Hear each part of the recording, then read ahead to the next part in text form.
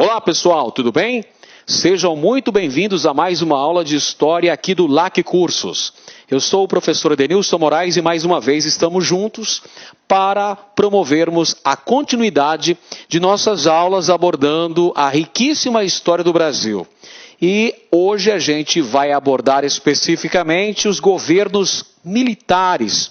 O período histórico que está compreendido entre 1964 e 1985, que também é chamado de ditadura militar brasileira, ou ditadura civil-militar brasileira. Muito bem, vamos começar então falando sobre os governos militares do Brasil, abordando o golpe civil-militar de 1964. Por que golpe civil-militar, professor?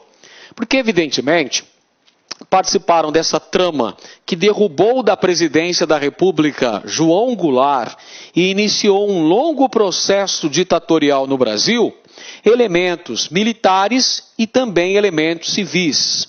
É preciso você internalizar o fato de que, no processo que levou à queda de Jango, da presidência da República, tramaram contra ele setores empresariais, setores da Igreja Católica, parte da imprensa no Brasil, parte da classe média do país, juntamente com elementos das Forças Armadas Brasileiras.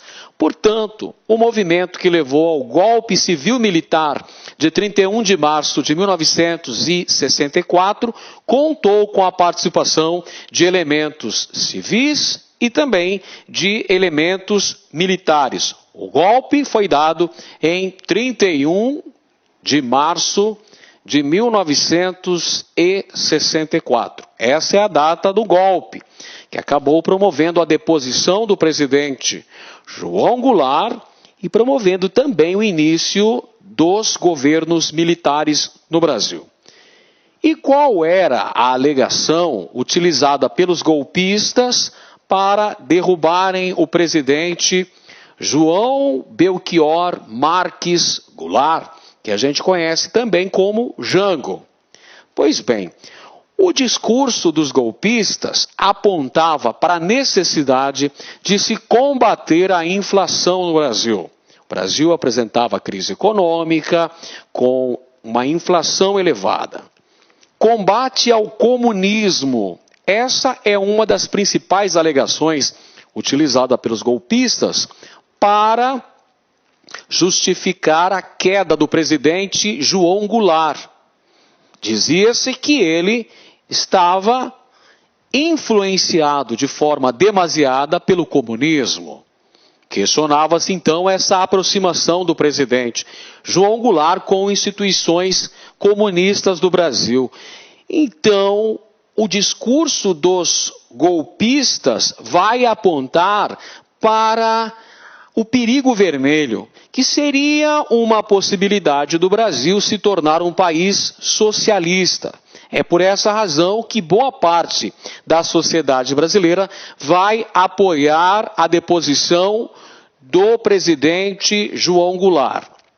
Em verdade, precisamos dizer que João Goulart tinha uma aproximação com os setores trabalhistas, setores ligados, por exemplo, a sindicatos de operários, setores ligados às ligas camponesas, que era uma organização liderada por Francisco Julião, que defendia de forma intransigente a necessidade da reforma agrária no Brasil. Aliás, a esse aspecto, cabe analisar dois importantes antecedentes do golpe militar de 31 de março de 1964. Duas datas importantes, meus amigos. Primeira data é 13 de março de 1964.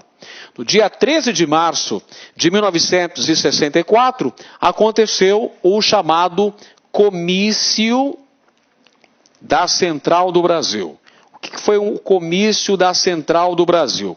O Comício da Central do Brasil foi uma manifestação favorável às medidas do presidente João Goulart. João Goulart defendia as chamadas reformas de base.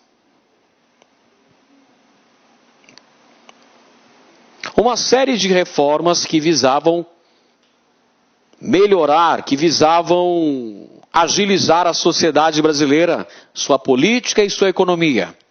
Na reforma de base estavam, por exemplo, o desejo da reforma agrária, de reforma eleitoral no Brasil, de uma reforma educacional, entre outras reformas. Esse comício, que reuniu cerca de 100 mil pessoas no Rio de Janeiro, em 13 de março de 1964, deve ser entendido como um importante antecedente do golpe que derrubou o presidente João Goulart do poder. Uma consequência imediata do comício da Central do Brasil foi a chamada Marcha da Família com Deus pela Liberdade, que aconteceu em 19 de março de 1964. Esta é a Marcha da Família com Deus pela Liberdade. Certo. A Marcha da Família com Deus pela Liberdade foi um movimento de repúdio às reformas de base propostas pelo presidente Jango. Quem é que participou da Marcha da Família com Deus pela Liberdade? Nós tínhamos elementos das camadas médias brasileiras, nós tínhamos também setores empresariais que apoiaram este movimento, alguns políticos que também estavam na articulação desse movimento, setores da Igreja Católica e da imprensa. Esse movimento aconteceu na cidade de São Paulo e reuniu centenas. Olha só, reuniu, na verdade, mais de 200 mil pessoas. Calcula-se que cerca de 500 mil pessoas estavam presentes em São Paulo na Marcha da Família com Deus pela Liberdade. E este evento, senhores, significa justamente o ok, o sinal verde para os militares intervirem na política brasileira. Porque aqui os setores golpistas perceberam que se houvesse uma intromissão abrupta no poder, uma derrubada do presidente da República, haveria o aval de parte da sociedade brasileira, que estava se manifestando contra o governo de João Goulart. E foi justamente isso que aconteceu. Pouco tempo depois, ainda no mês de março de 1964, aconteceria o golpe civil-militar que derrubou o presidente João Goulart. Como nós dissemos, os militares vão usar como pretexto a questão de combater o comunismo, que segundo eles estava entranhado, estava nas instituições brasileiras. Então, o objetivo desse golpe era eliminar o perigo comunista do governo brasileiro, combater a corrupção, retomar a expansão econômica, o crescimento econômico do país e também restabelecer a ordem social vigente no país. Esse é o discurso oficial daqueles que derrubaram o presidente João Goulart da presidência. Derrubaram, evidentemente, em março de 1964. E esse golpe foi bem sucedido. O presidente acabou exilando-se no Uruguai. Muito bem, existem várias versões que procuram explicar o golpe civil-militar de 1964, golpe este que recentemente completou 50 anos. Nós temos uma versão que aponta para uma conspiração, uma ação direta do governo dos Estados Unidos interessado na instalação de ditaduras na América Latina. Afinal de contas, meus amigos, vamos analisar que o contexto histórico é muito importante. Nessa época, vivíamos no contexto histórico da chamada Guerra Fria, o antagonismo, a bipolarização do mundo entre Estados Unidos e União Soviética. Então, nesse contexto, é claro que o governo dos Estados Unidos gostariam de manter toda a América Latina como sua área de influência. Então, é por esse motivo que, ao longo das décadas de 60 e 70, os Estados Unidos, via de regra, apoiaram a implantação de várias ditaduras na América Latina. Outro fator que também é uma versão para o golpe de 1964 é a fragmentação da base de apoio do governo. Ou seja, o fato de que João Goulart não possuía governabilidade, ele não tinha apoio da maioria do Congresso Nacional. Por essa razão, os projetos que eram apresentados pelo presidente da República não eram aprovados.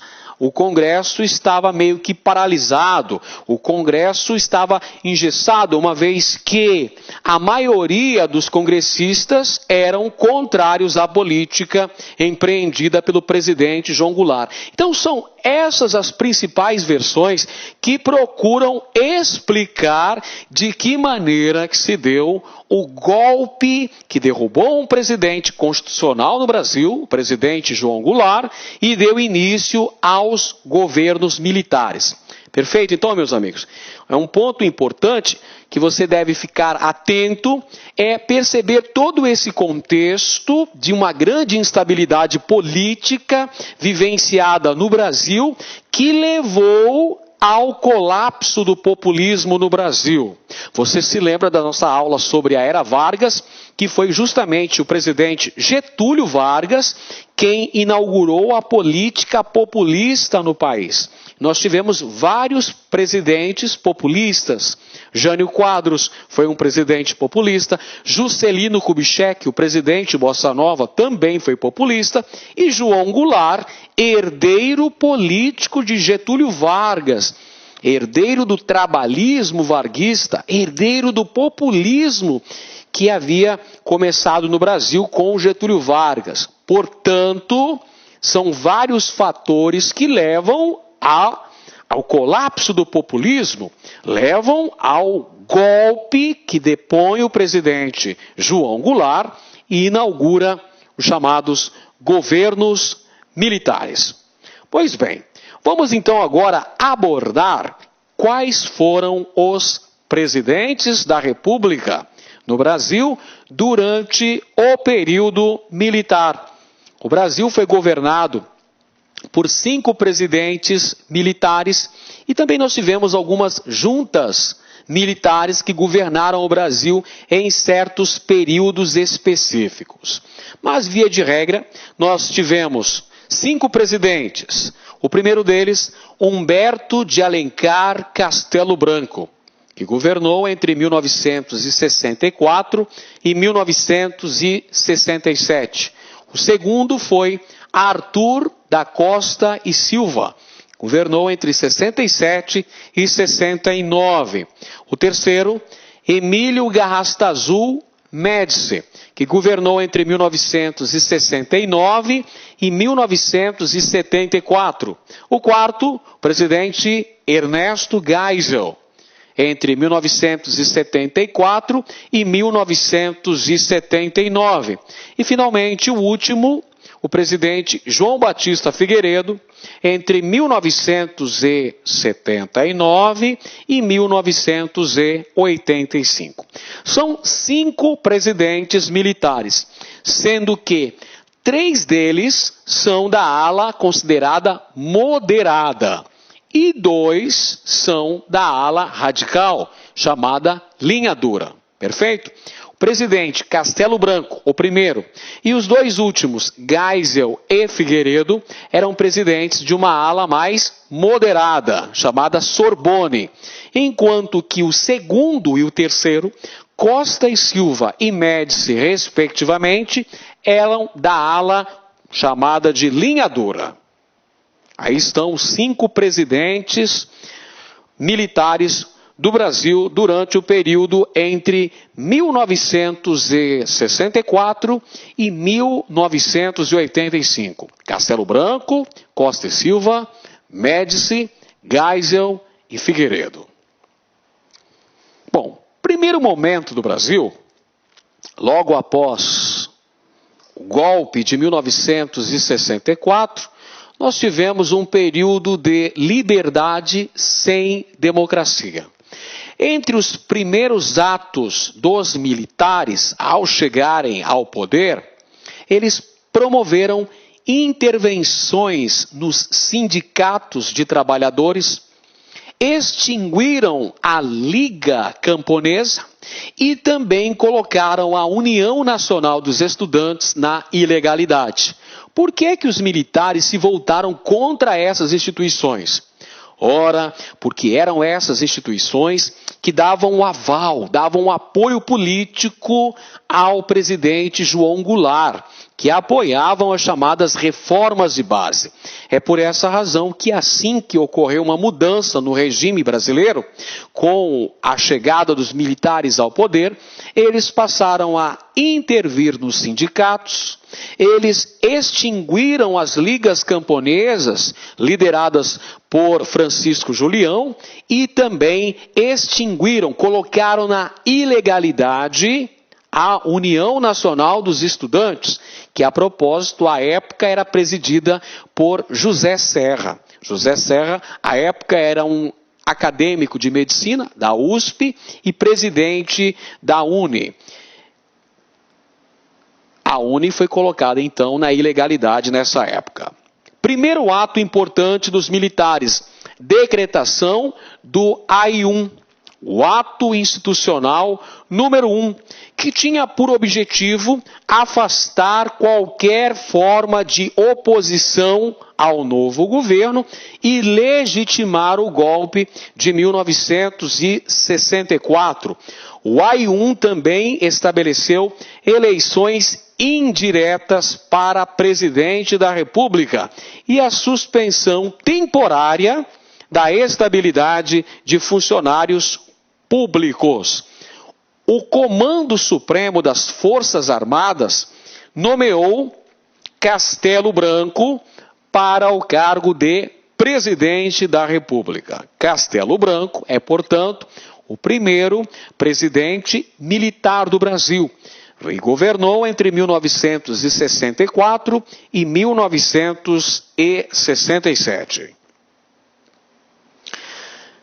É importante destacar também que não havia uma uniformidade de ação entre os militares. Na verdade, eles estavam divididos em 2 grupos principais, possuindo duas distintas linhas de ação. Uma linha moderada, chamada de Sorbonne, e outra linha mais radical, denominada linha dura. O grupo da Sorbonne era defensor de um governo forte, porém concedendo alguns direitos civis, permitindo alguma participação da sociedade civil no governo. O grupo da Sorbonne era oriundo da ESG, a Escola Superior de Guerra, que foi criada após a Segunda Guerra Mundial no Brasil e tinha uma clara inspiração norte-americana. Do outro lado estavam os militares da chamada linha dura. A linha dura defendia o endurecimento do regime e do controle armado sobre os civis. Portanto, eram 2 linhas de ação, uma mais moderada e outra mais radical. Ainda no governo de Castelo Branco, foi criado o Serviço Nacional de Informações, SNI, um órgão especializado para promover investigações sobre atividades de pessoas, empresas ou órgãos.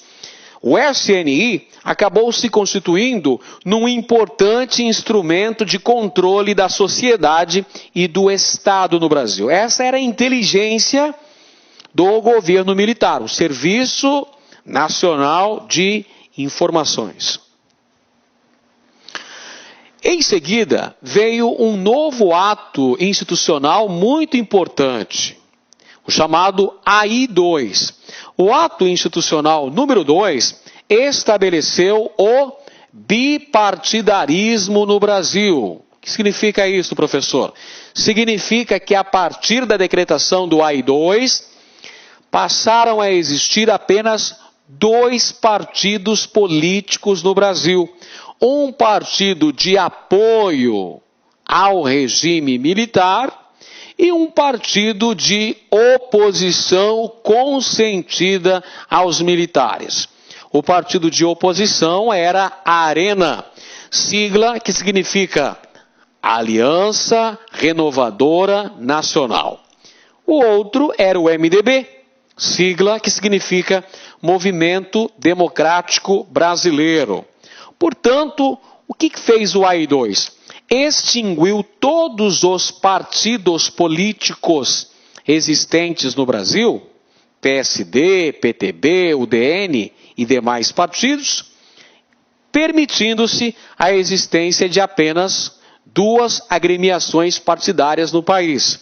Uma de sustentação ao regime militar e a outra de oposição. Por isso que nós dizemos que o AI-2 instituiu o bipartidarismo no Brasil. Ainda no governo Castelo Branco, ocorreu a criação da Lei de Segurança Nacional e também da Lei de Imprensa, já encaminhando-se na direção de promover uma censura, um cerceamento da liberdade de imprensa no Brasil.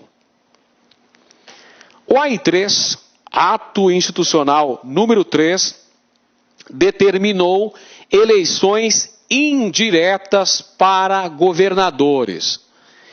Um ponto importante para você estudar em relação aos governos militares é compreender os chamados atos institucionais, que foram justamente decretados com o objetivo de legitimar o golpe e também de assegurar aos militares o controle político do Brasil. Estude com atenção o AI-1, o AI-2, que estabeleceu o bipartidarismo no Brasil, mas o mais importante de todos os atos institucionais foi, sem dúvida, o AI-5, porque é justamente esse o principal instrumento de repressão, de controle sobre a sociedade civil implantado pelos militares durante este período. Em relação ao aspecto econômico, os militares adotaram uma série de medidas que visavam melhorar a nossa economia, que visavam combater a inflação, que visavam diminuir o déficit público. E aí nós temos, por exemplo, no governo de Castelo Branco ainda, a criação do PAEG.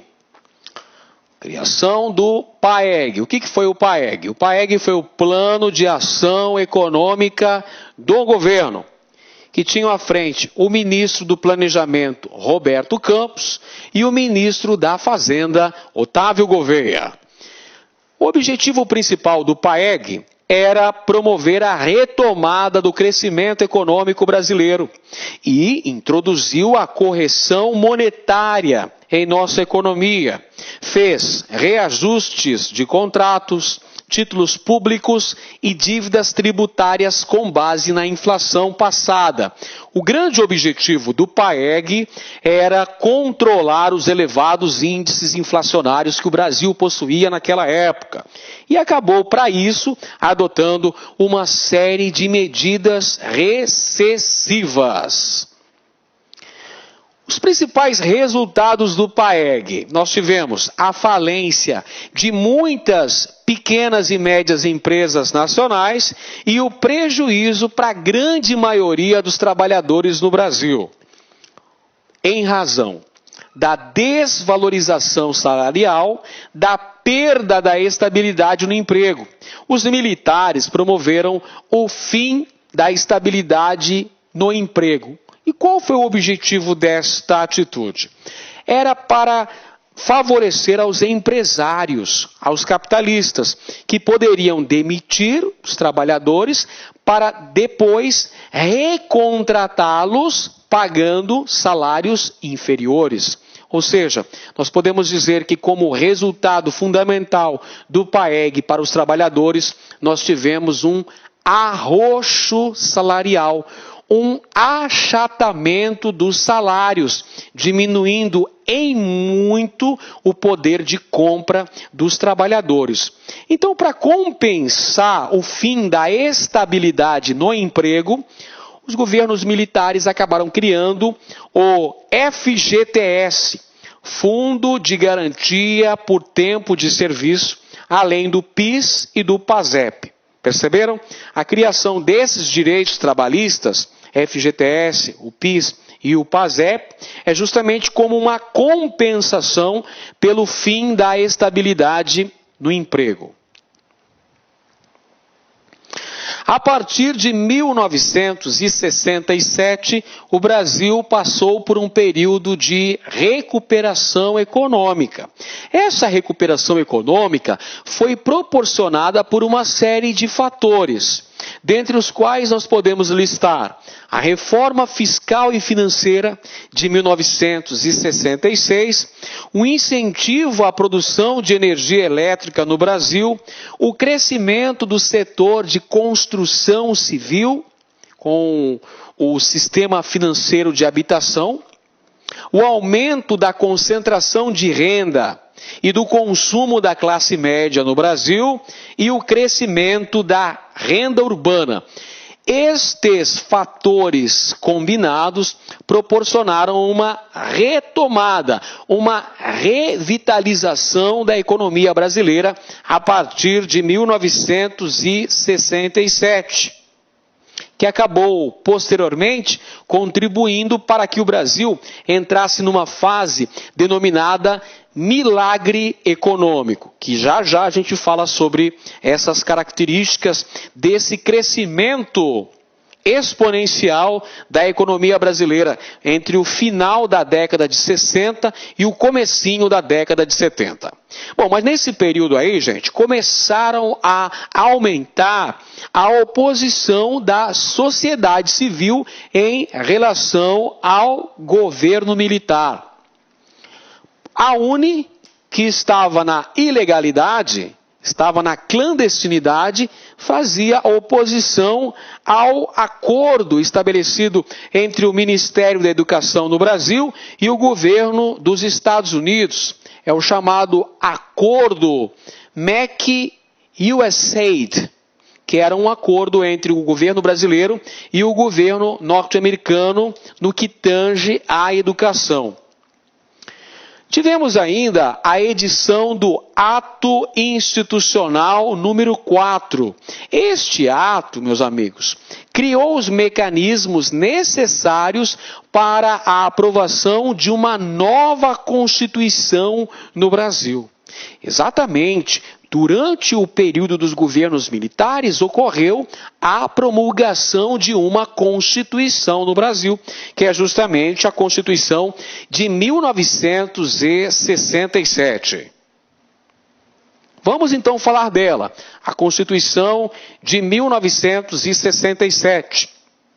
Essa Constituição previa a ampliação dos poderes do Executivo, representado na figura do presidente da República, e ao mesmo tempo que promovia a redução dos poderes, das atribuições do poder legislativo. E tivemos também uma centralização administrativa. a Constituição de 67 manteve a imunidade parlamentar e a autonomia do judiciário, bem como manteve o direito do habeas corpus. Estabeleceu também o fim da liberdade partidária e do direito de greve. Atenção, meus amigos, a Constituição de 1967 foi promulgada. Aí você pode se perguntar, mas vem cá, professor, a Constituição de 67 não ocorreu em um período ditatorial brasileiro? Sim. Então ela foi outorgada? Não. Ela foi promulgada. Ela foi aprovada pelo Congresso Nacional Brasileiro. Como é que foi feito isso? É claro que o ato institucional número 4 já criou os mecanismos necessários para a aprovação desta Carta Constitucional. É claro que muitos políticos que eram opositores ao regime militar no Brasil foram afastados de suas funções, foram cassados. Aí temos o segundo presidente da República do período militar brasileiro, que é Arthur da Costa e Silva. Governou entre 1967 e 1969. Este presidente, Costa e Silva, era da linha dura. E é justamente o presidente Costa e Silva que vai promover um enrijecimento do regime no Brasil.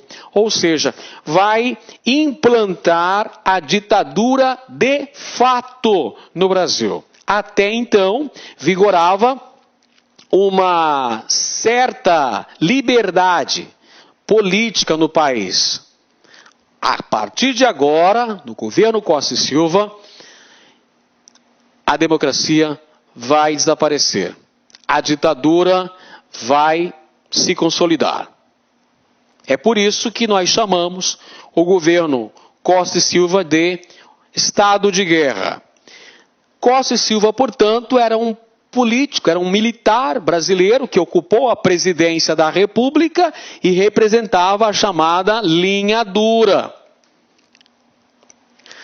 Durante o governo do presidente Costa e Silva, a oposição aos militares começaram a se organizar.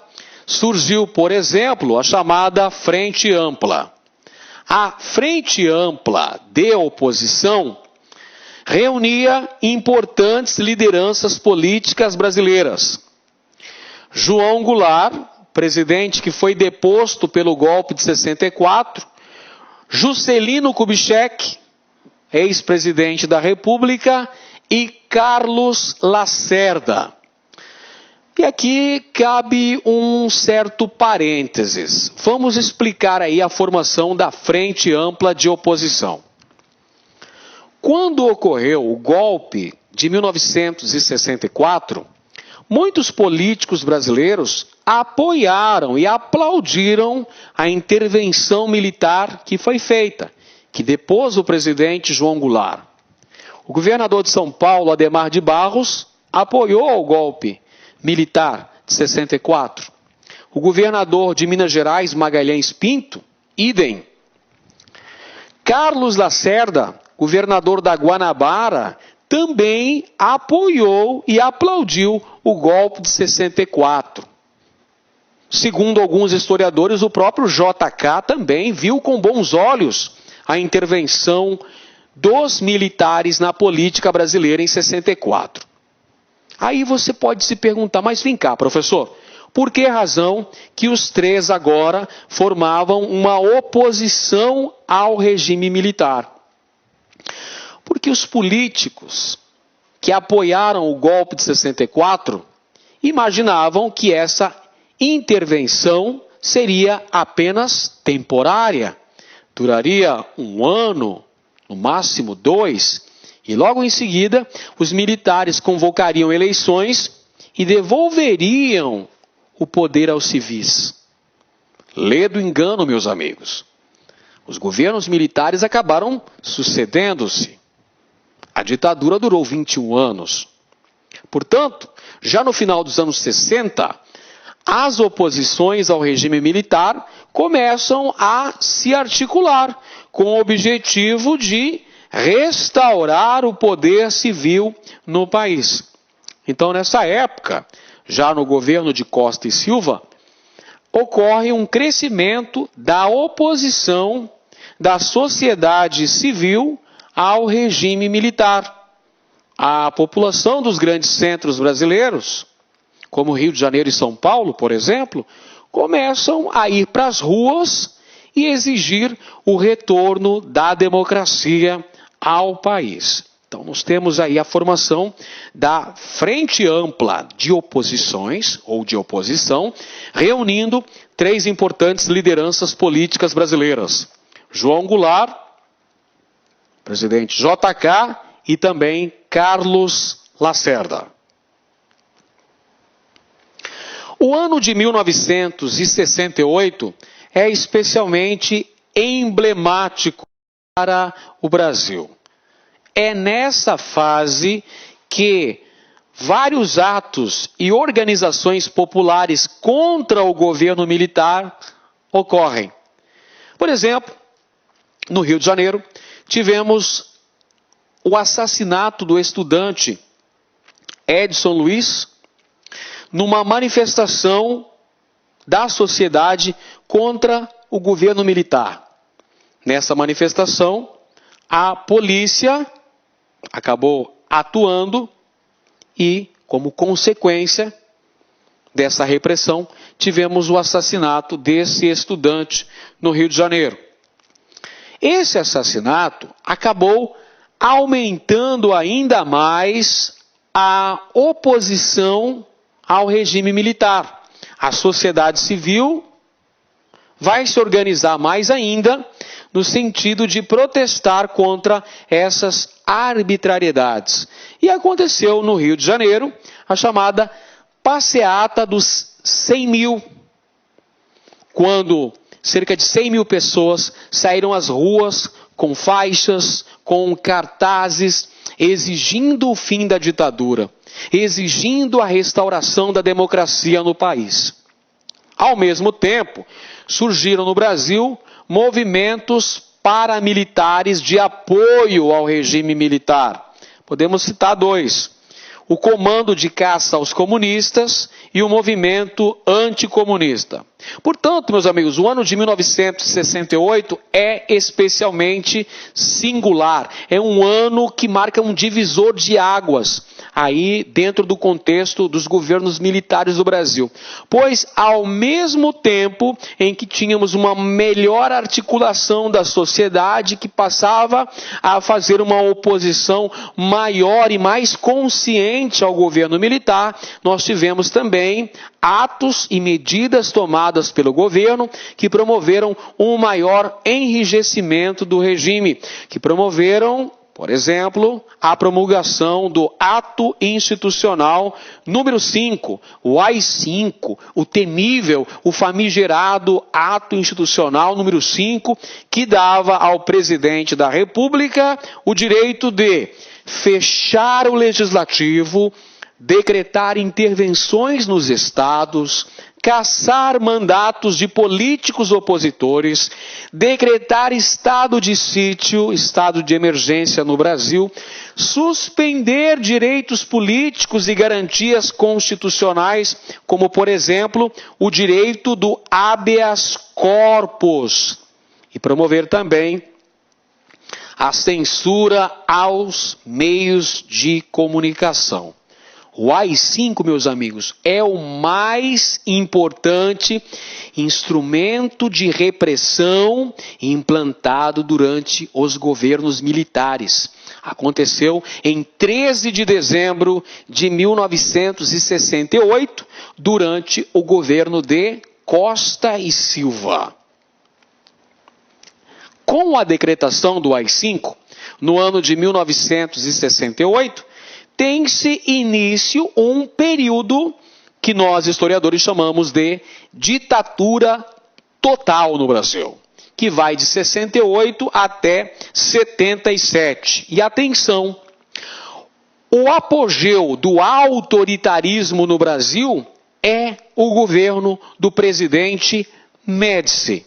O governo Médici, entre 1969 e 1974, representa o ápice do autoritarismo no Brasil.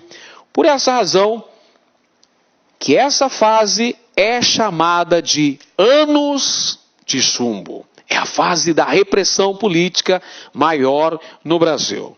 Governo do presidente Emílio Garrastazu Médici. É o auge do autoritarismo. São os chamados anos de chumbo. O governo Médici se caracterizou como um governo extremamente arbitrário, um governo que empreendeu uma opressão terrível contra os setores de oposição ao regime militar e corresponde também à fase do milagre econômico no Brasil. O milagre econômico foi uma fase de um grande crescimento da economia no Brasil, quando o Brasil chegou à posição de 8ª economia mundial.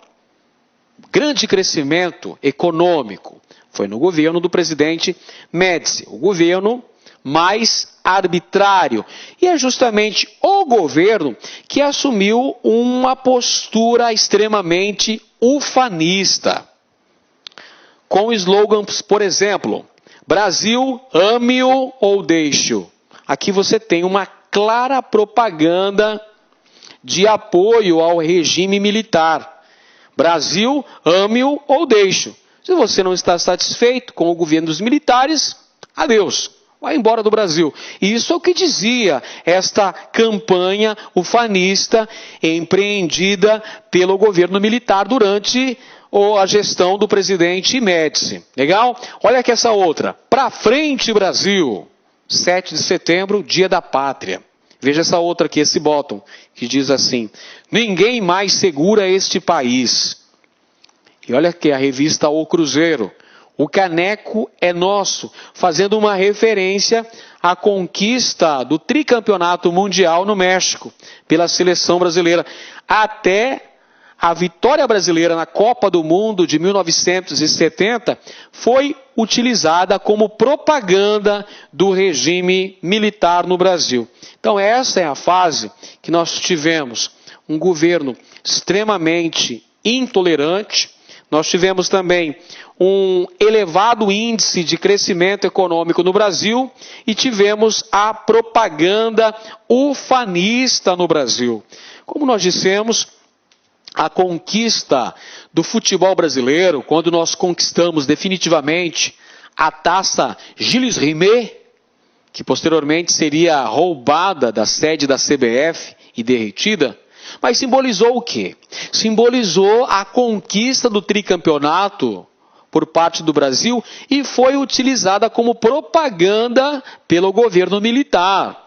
O presidente Médici, ele recebeu o Screte Canarinho, quando retornou do México, lá em Brasília, recebeu o técnico da seleção brasileira à época, que era o Zagallo, e também toda a seleção brasileira, Pelé, Rivelino, Tostão, Gerson, Jairzinho, entre outros tantos craques que fizeram essa campanha brilhante no México, onde o Brasil tornou-se campeão, mas o governo ditatorial, um governo repressor, um governo arbitrário, utilizou-se da conquista brasileira na Copa de 70 para fazer propaganda do regime militar, principalmente do governo Médici, um governo que se caracterizou por uma grande repressão política.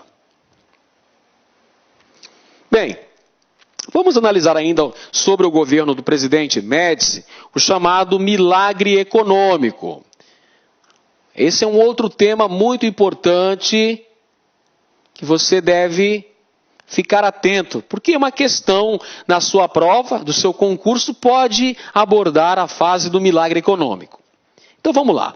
Milagre econômico foi um período entre 1968 e 1973, caracterizado por um grande crescimento da economia brasileira, em torno de 10% ao ano. Pessoal, este é um índice de crescimento exponencial, um crescimento magnífico, cerca de 10% ao ano. Podemos dizer que é um crescimento similar ao da China atualmente. Isso fez com que o Brasil ficasse no 8º lugar no ranking mundial das economias. O Brasil teve como principais sustentáculos desse crescimento econômico o aumento das exportações agrícolas. Há que se sublinhar que durante o governo Médici foram abertos novos setores, novos centros produtivos no Brasil. Uma nova fronteira agrícola surgiu, principalmente nas regiões centro-oeste e norte do Brasil. Isso contribuiu para a elevação da exportação agrícola do país. E o outro fator que também contribuiu sobremaneira para esse milagre econômico foi a abertura de nossa economia para o capital estrangeiro. Isso tudo acabou contribuindo para esse crescimento econômico fabuloso do Brasil. Porém, meus amigos, não nos podemos enganar, não podemos cair no conto do vigário. Na verdade, o milagre econômico favoreceu as camadas dominantes do Brasil e a classe média também, mas as camadas populares não foram, de forma alguma, beneficiadas pelo milagre econômico. Aliás, era justamente esta camada social, as camadas populares brasileiras, quem carregava nas costas o ônus desse crescimento econômico, porque as camadas populares estavam sujeitas a pesados impostos e principalmente a um arroxo salarial. Como resultado do milagre econômico, nós tivemos aí um aumento significativo da concentração de renda no Brasil. Também da fase do milagre econômico, nós tivemos o lançamento de obras faraônicas no Brasil.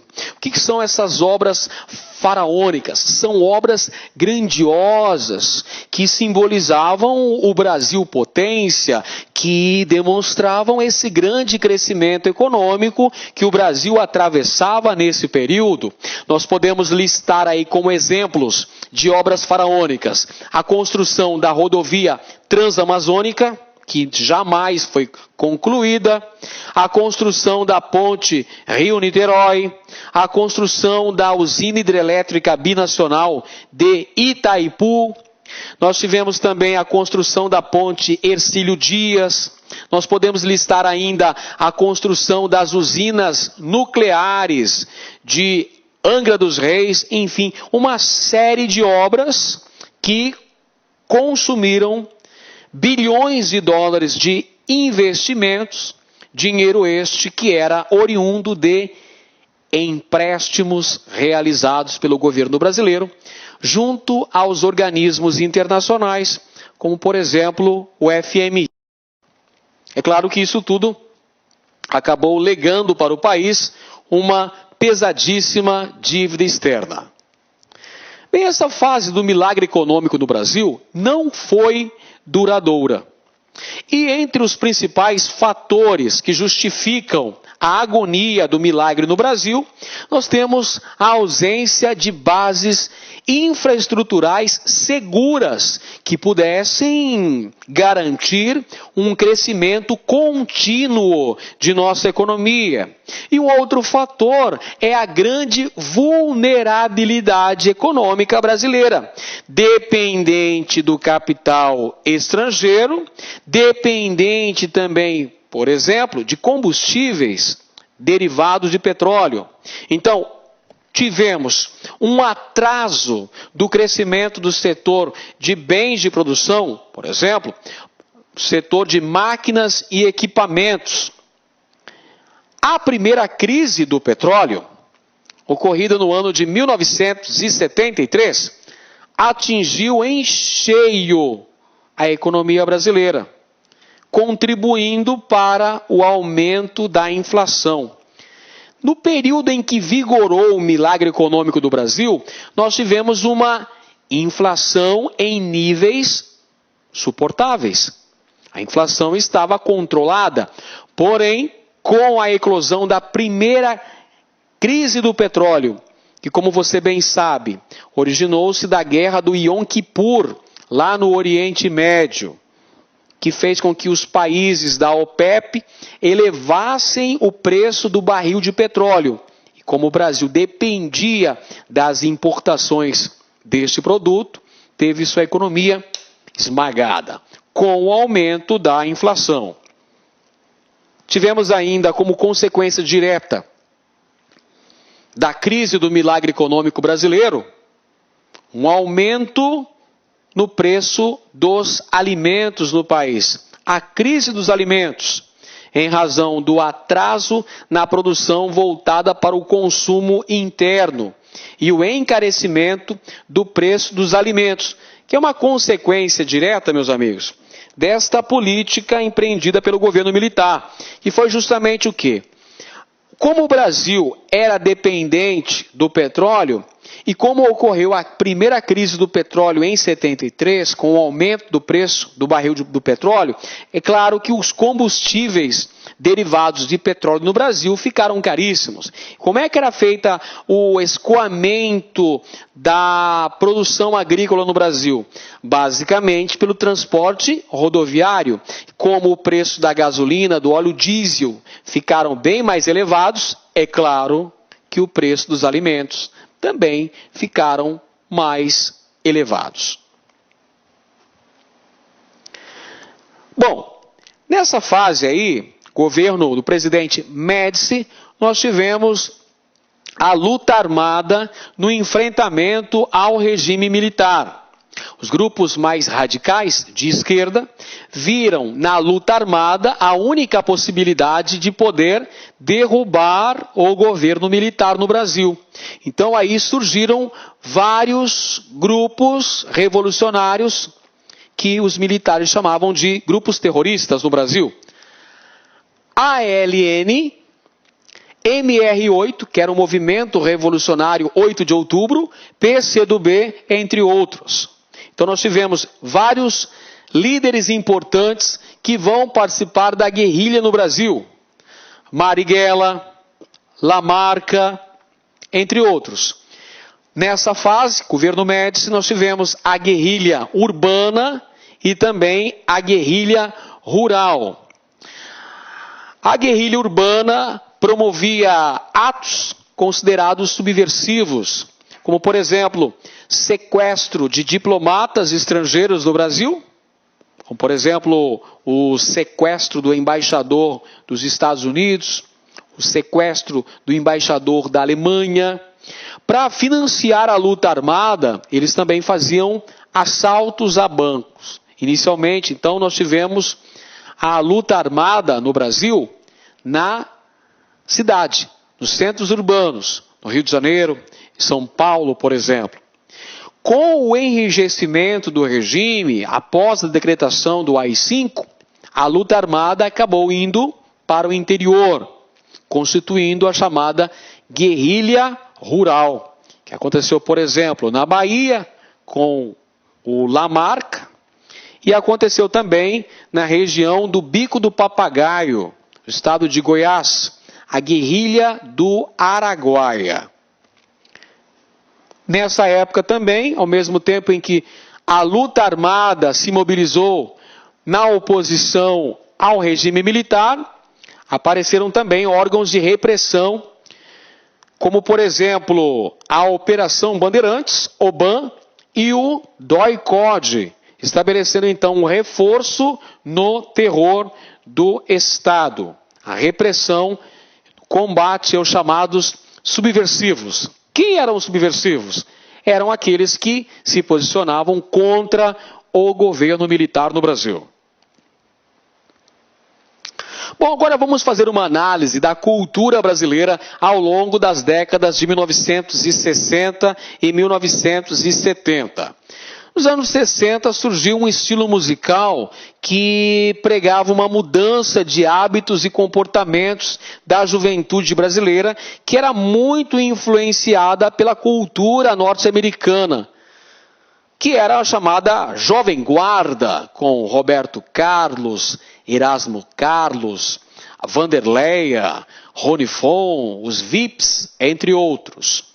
Alguns consideram a Jovem Guarda como um movimento alienado, porque não pregava uma conscientização política mais engajada. Entretanto, pregava uma mudança de hábitos e comportamentos, o modo de vestir, a forma de se posicionar perante a sociedade, no que diz pelo menos em relação aos direitos da juventude. E tivemos também o tropicalismo que apresentava uma proposta estética nova, irreverente, e que tinha um conteúdo político bastante engajado. Caetano Veloso, Gilberto Gil, Os Mutantes, Hélio Oiticica, são alguns exemplos de componentes, de membros do movimento tropicalista no Brasil. Em relação à resistência cultural, que é muito importante, na oposição ao regime militar, nós tivemos, por exemplo, o surgimento dos Centros Populares de Cultura, os CPCs, que tinham o objetivo de levar arte ao povo, encenando peças teatrais em favelas, em sedes de sindicatos, em praças, levar a arte engajada ao povo. O objetivo era conscientizar a população na oposição ao regime militar. Tivemos ainda o teatro de arena e o teatro oficina, que faziam severas críticas ao regime militar no Brasil. Esta peça é muito emblemática e demonstra de que maneira que se organizava o movimento operário no Brasil. Eles não usam black tie.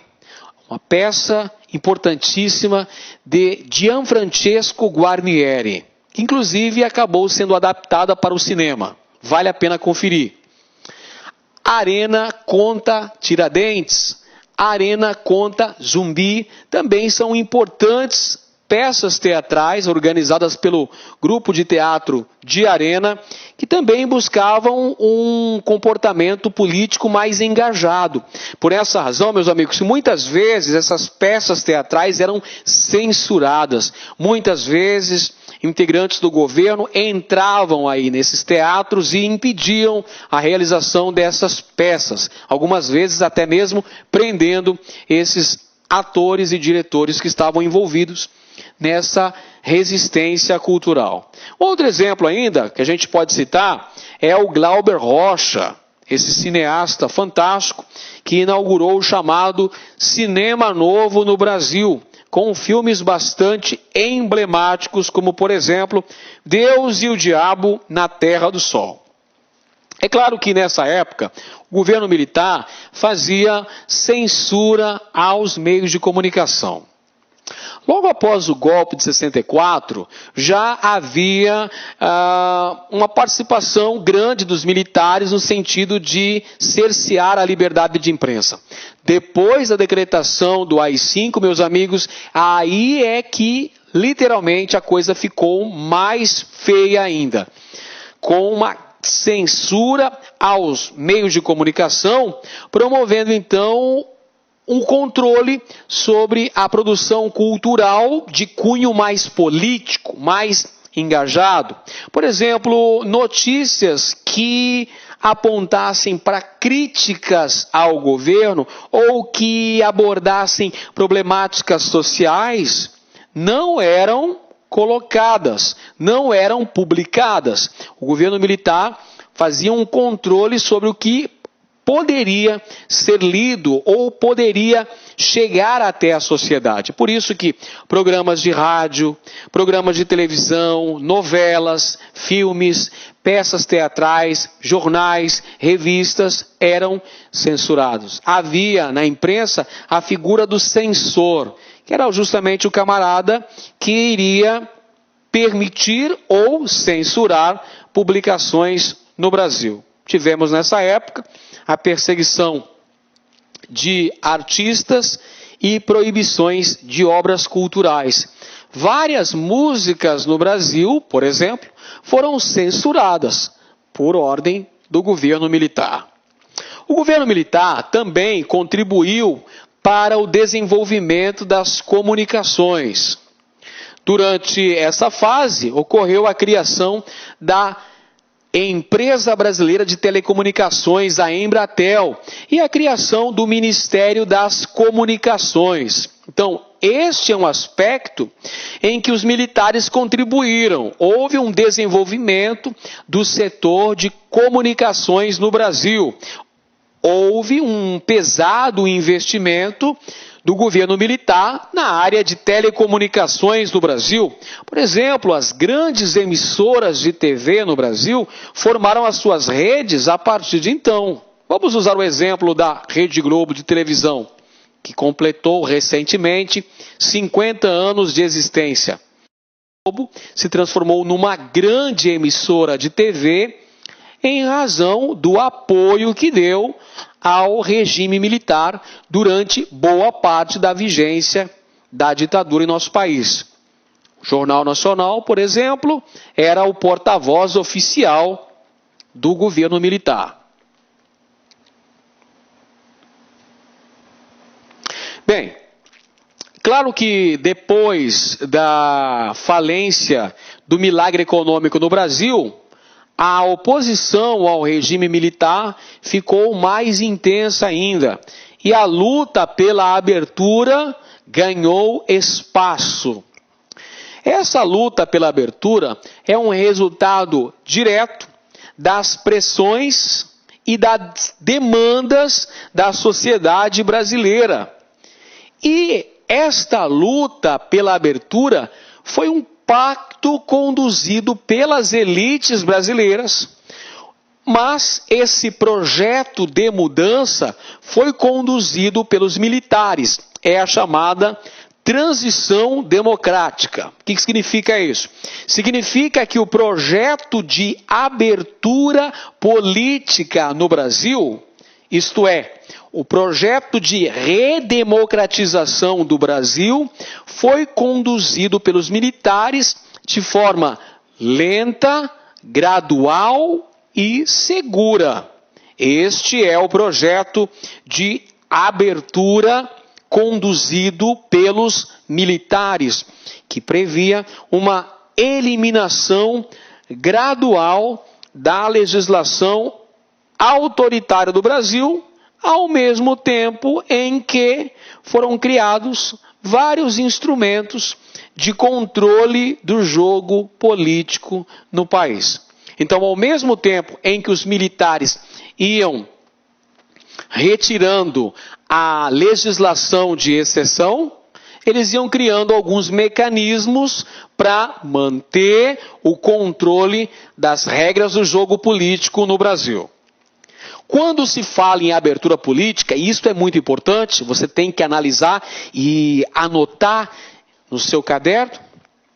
O processo de abertura começa com o presidente Ernesto Geisel, no ano de 1974. Então vamos lá.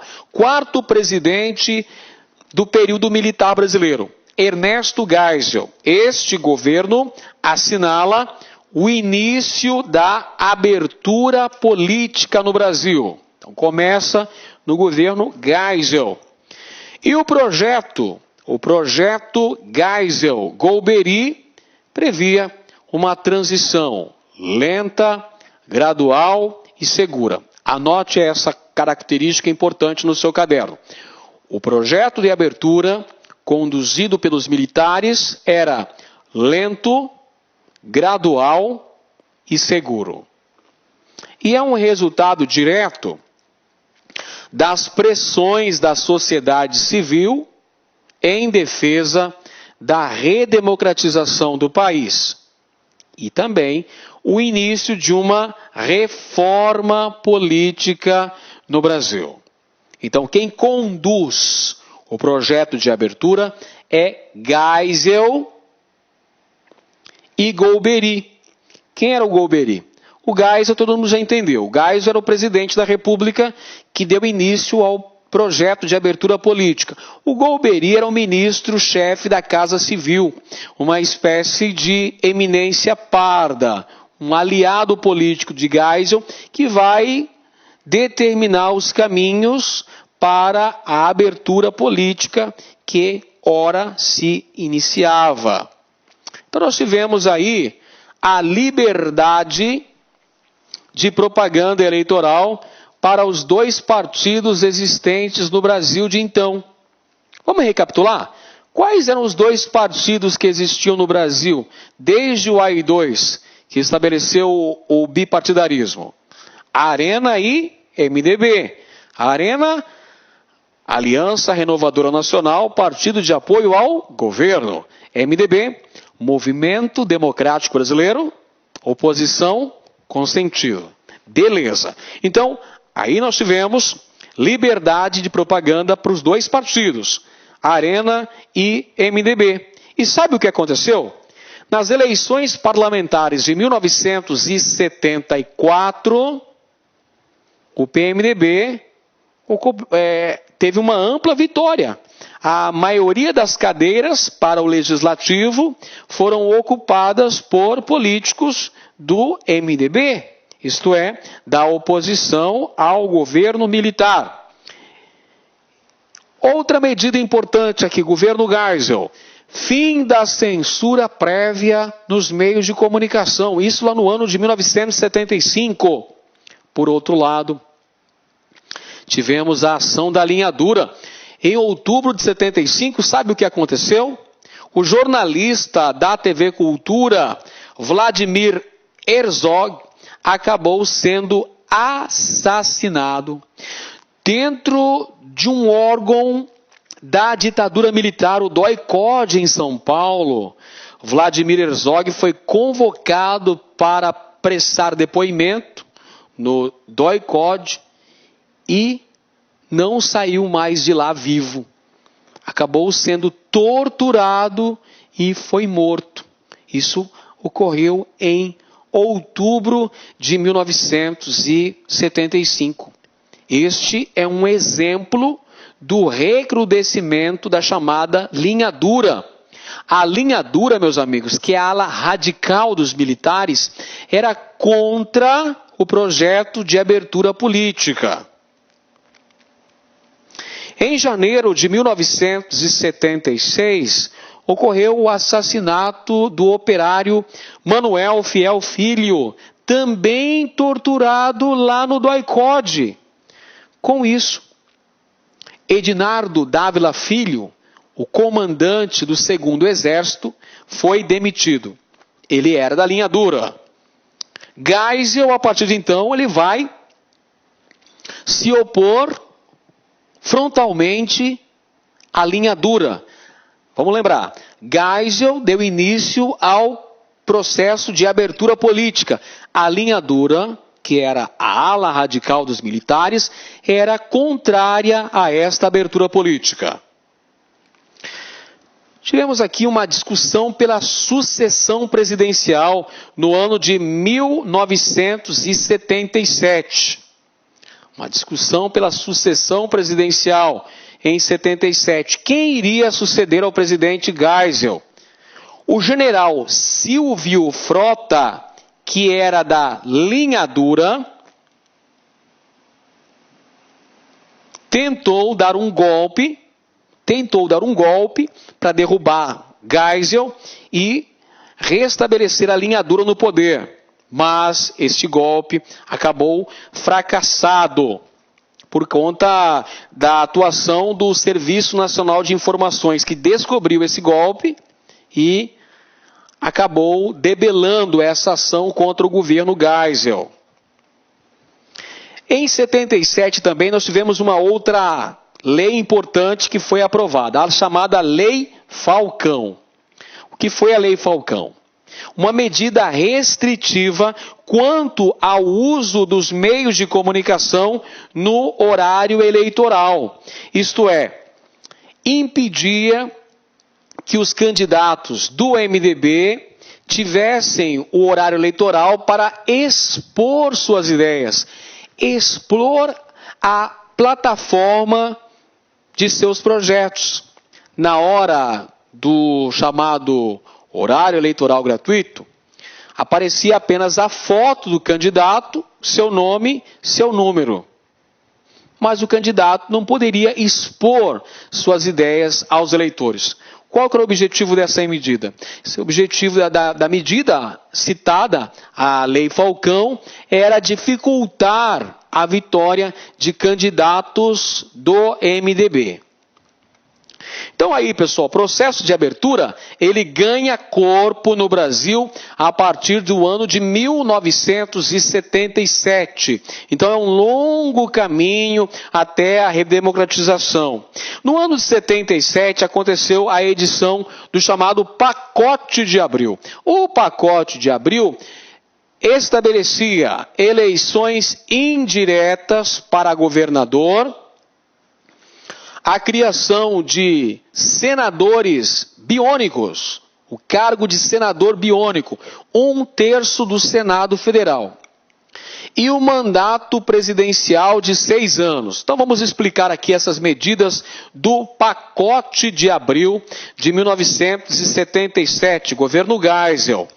Eleições indiretas para governador. Então quem é que escolheu o governador dos estados? Eram os deputados estaduais, ou seja, a Assembleia Legislativa de cada estado iria votar no governador.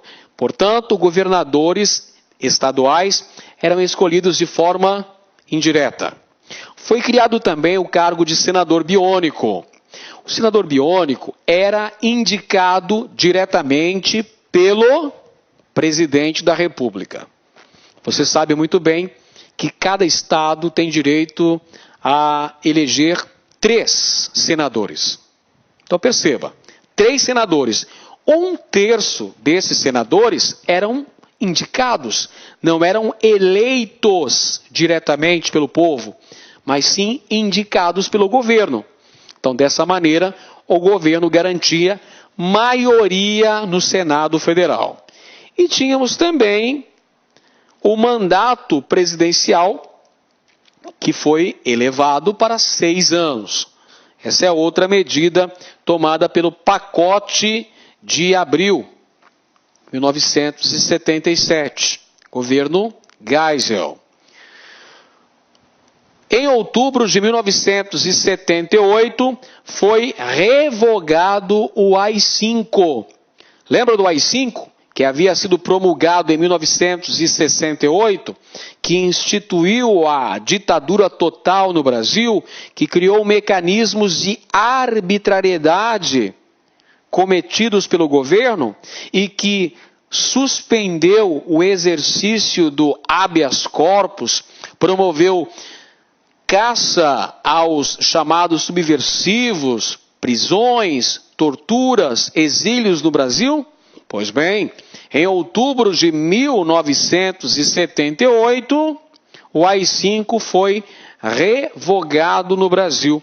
E 78 também é o início de muitos movimentos vistas ocorridos no ABC paulista, surgindo daí a figura política do líder sindical Luiz Inácio Lula da Silva, com as greves no ABC. Bem, agora vamos tratar do governo do presidente João Batista Figueiredo, entre 1979 e 1985. O governo Figueiredo promoveu a conclusão do processo de abertura política no Brasil. é o projeto Golbery do Couto e Silva, eminência parda, grande artífice do processo de abertura política no Brasil foi Golbery do Couto e Silva, o ministro da Casa Civil. Vamos lá, recapitulando aí, gente. O processo de abertura política no Brasil começou no governo Geisel, foi concluído no governo Figueiredo. Legal. O governo Figueiredo tem como características principais a crise econômica. Inflação elevada, altos índices de desemprego no país e empréstimos com juros elevadíssimos. O Brasil dependente do FMI. Todos esses fatores acabavam levando a um grande desgaste do governo junto à sociedade civil. Governo Figueiredo, nós temos a chamada campanha pela anistia no Brasil. Esta campanha contou com a participação da oposição partidária e também da sociedade civil na defesa da anistia ampla, geral e restrita. A anistia, pessoal, a anistia defendia a liberdade dos presos políticos do Brasil e o retorno dos exilados políticos. Então essa foi uma grande campanha que mobilizou vários setores políticos de oposição ao governo militar e também a sociedade civil, que se engajou na luta pela anistia. Olha aqui a anistia, ampla, geral e restrita. Em agosto de 1979, aconteceu a aprovação da lei de anistia no Brasil, exceto para os envolvidos com a luta armada e com atos terroristas do Brasil. Você percebeu? A sociedade civil e o movimento em defesa da anistia defendia que ela fosse ampla, geral e restrita. E ela não aconteceu dessa maneira. Em agosto de 79 foi aprovada a lei de anistia, mas ela deixou de fora todos os envolvidos com a luta armada no Brasil e com atos subversivos, chamados atos terroristas. Mas a aprovação da lei de anistia favoreceu o retorno de exilados políticos para o Brasil.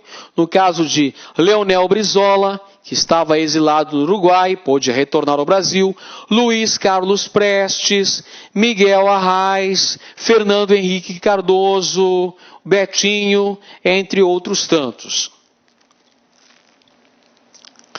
Nesse contexto aí do final dos anos 70 no Brasil, nós tivemos a formação de um novo sindicalismo no Brasil, o fortalecimento do movimento operário.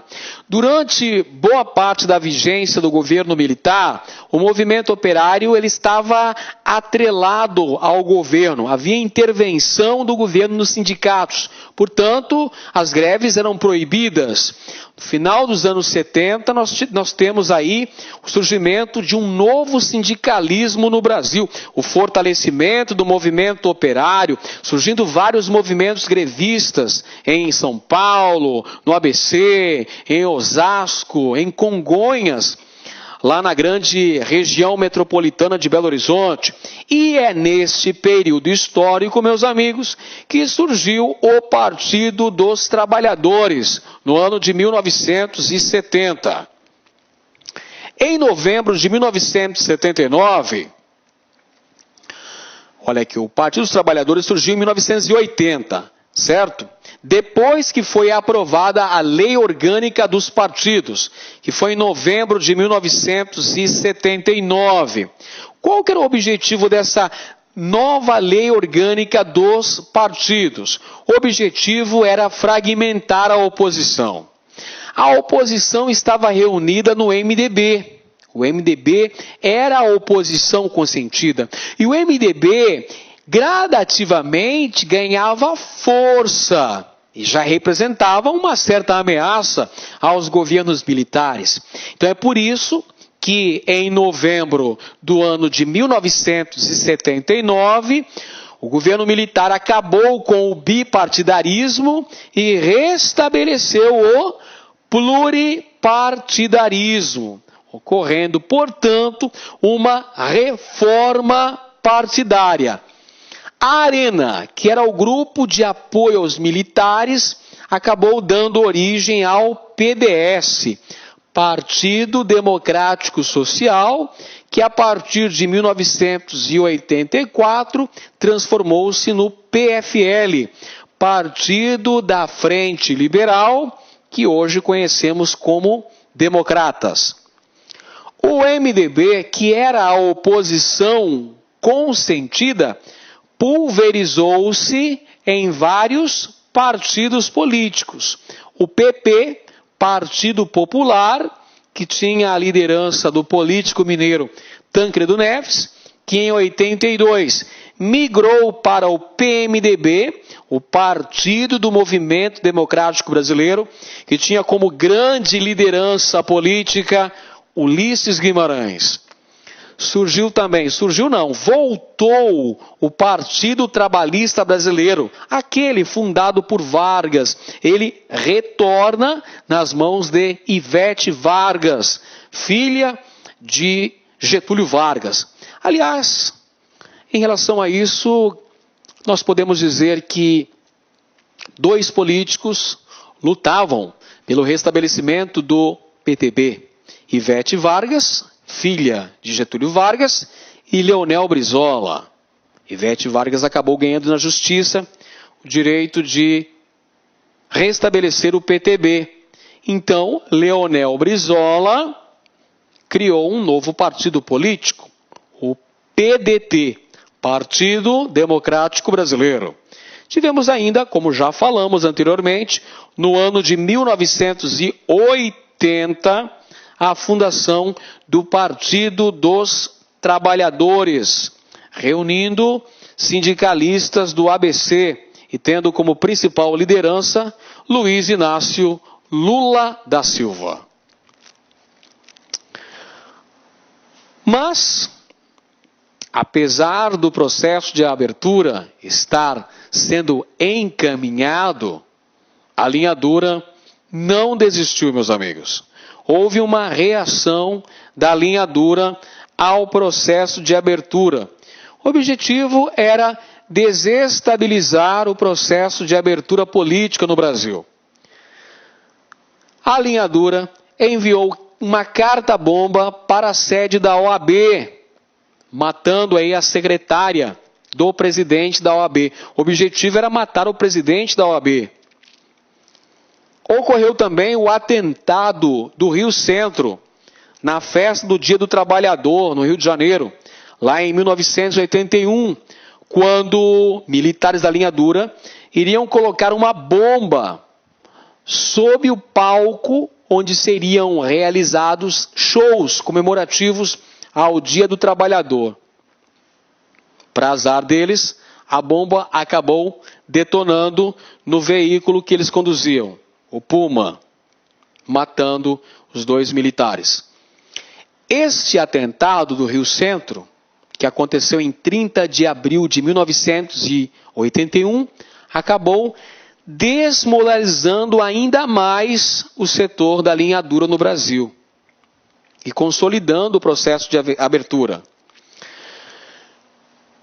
No ano de 1982, vamos até anotar aqui, 1982, ocorreram eleições diretas para o cargo de governador.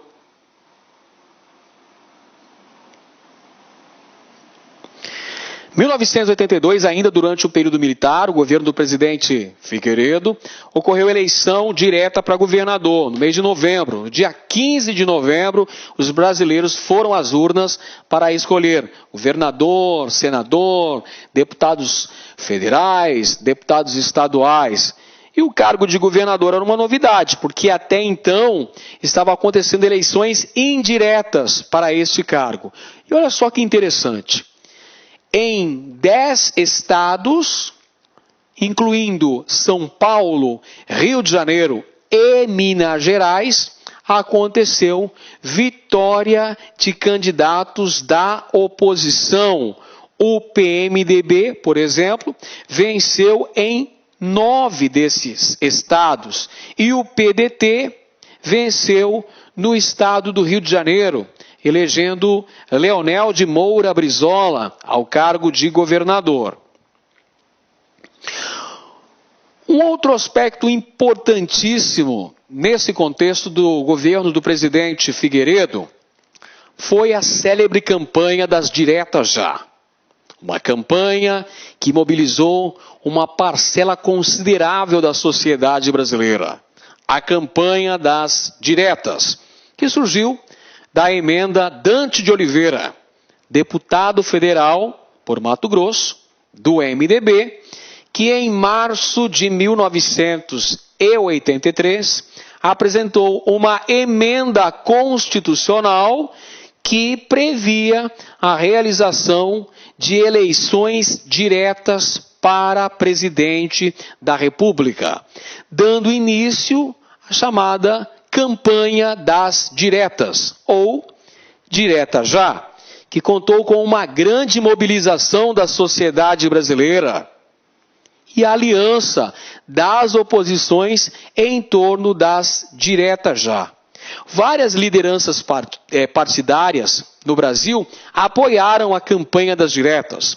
Ulisses Guimarães, do PMDB, Tancredo Neves, do PMDB, Leonel Brizola, do PDT, Lula, do PT, todos estavam juntos, abraçando a causa da campanha das diretas, que mobilizou a sociedade brasileira. Foram realizados vários comícios pelas diretas no Brasil. Comícios que chegaram a reunir mais de 1 milhão de pessoas. Como, por exemplo, no Vale do Anhangabaú, em São Paulo. O Osmar Santos, grande locutor esportivo, Osmar Santos, era o condutor oficial dos comícios e dos shows que aconteciam pelas diretas no Brasil. Fafá de Belém cantava o hino nacional, a capela. Grandes artistas também apoiaram a campanha das diretas. Por exemplo, Chico Buarque de Holanda. Enfim, o desejo de votar para presidente da República tomou conta do Brasil. Eu quero votar para presidente. Era a camisa amarela que se via pelas principais cidades do Brasil. Entretanto, os militares eram contra uma transição democrática através de eleições diretas. O governo militar não desejava o restabelecimento do direito da população escolher o próximo presidente da República, o presidente que iria redemocratizar o Brasil. E aí, é claro que o governo militar fez todo um lobby político para impedir que a emenda Dante de Oliveira fosse vitoriosa. Os militares, por exemplo, impediram que ocorresse a transmissão ao vivo da votação desta emenda, apesar da pressão da sociedade civil. O povo se reuniu junto ao Congresso Nacional, em Brasília, e com faixas, com bandeiras, cantando o hino nacional, esperavam que a emenda fosse vitoriosa. Para que a emenda Dante de Oliveira fosse aprovada, ela precisava de, no mínimo, 2/3 dos votos dos congressistas brasileiros. Entretanto, faltaram 22 votos. Então, por 22 votos, a emenda Dante de Oliveira foi reprovada. Então, a transição teve que ser pela via indireta. Formou-se, então, o Colégio Eleitoral no ano de 1985. Janeiro de 85, então, tivemos a eleição indireta para presidente da República.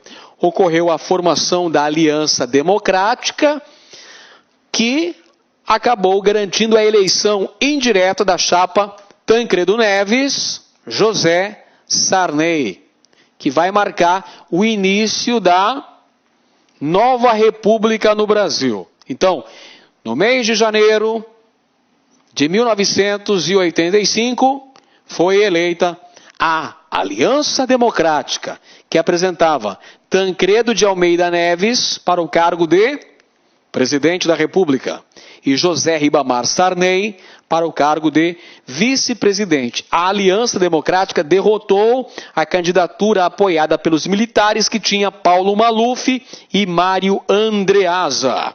Entretanto, a morte de Tancredo Neves, em 21 de abril de 1985, acabou frustrando os sonhos da sociedade brasileira, porque quem vai acabar assumindo a presidência da República foi José Sarney, um político que teve boa parte de sua carreira associada ao regime militar.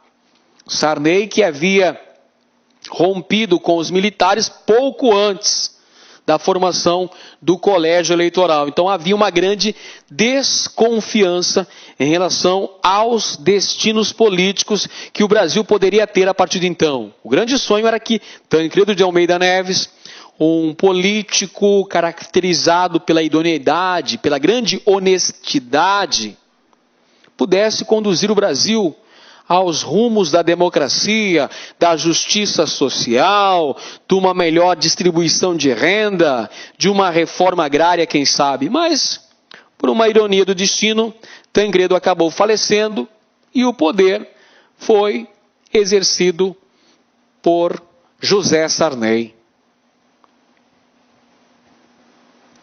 É isso aí, meus amigos. Então, vimos na aula de hoje os governos militares.